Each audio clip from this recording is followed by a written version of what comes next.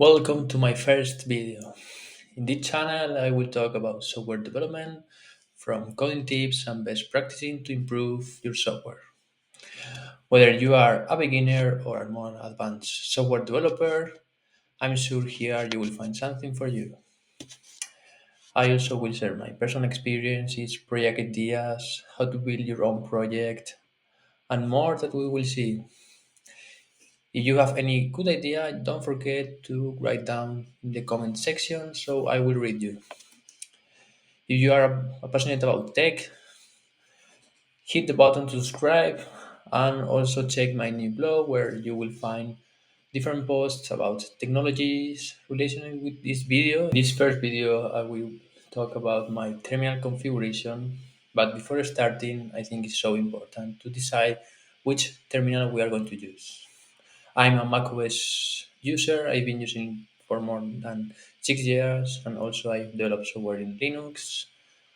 So I tried many different ones, and here I will give you my own experience.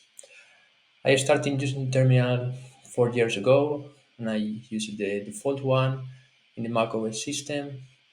It was easy to control, but has zero advanced tools. So it was very basic, and here I will recommend you to use a different one like iTerm 2 or in my case Warp.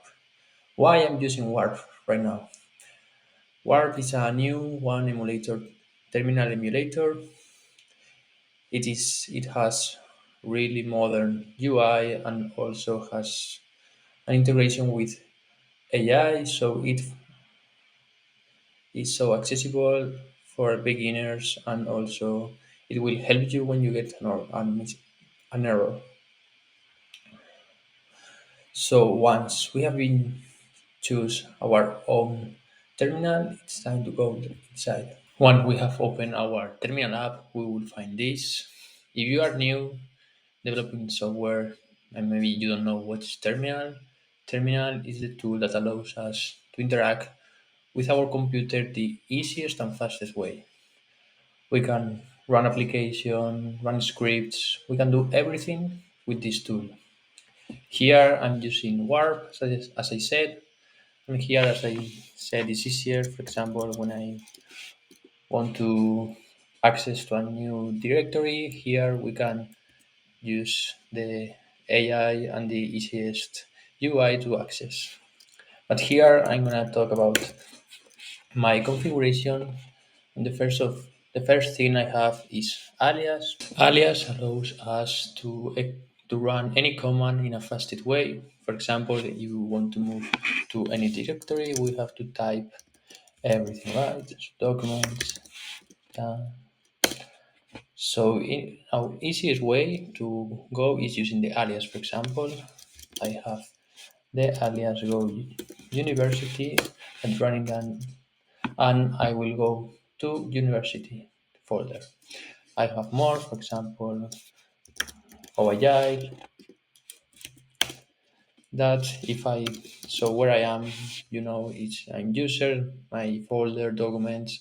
So that's too much text to write each time we want to go to this folder. So in using alias, we will execute the command so fast.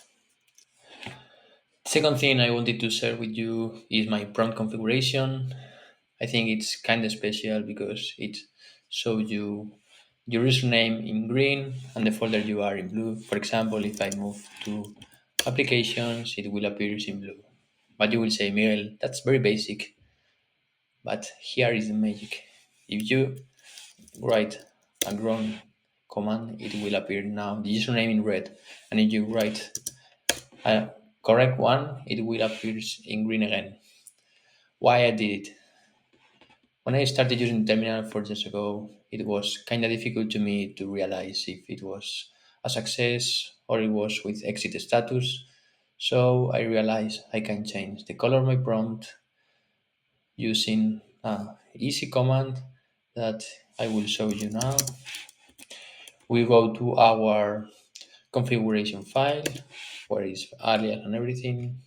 You have here my prompt configuration that you can copy from my GitHub or from my blog.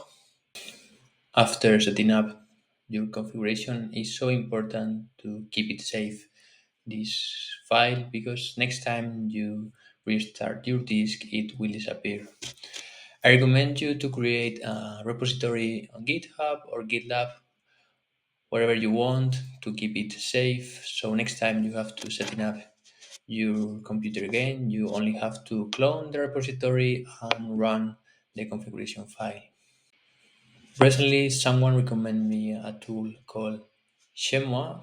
Well, I would say it's pronounced like this, that allows you to set up your configuration very quickly, just installing the application and running a script. So you will have all your dot files in a second in your computer. I haven't tried yet, but I'm sure next time I have to set up my computer, I will use it.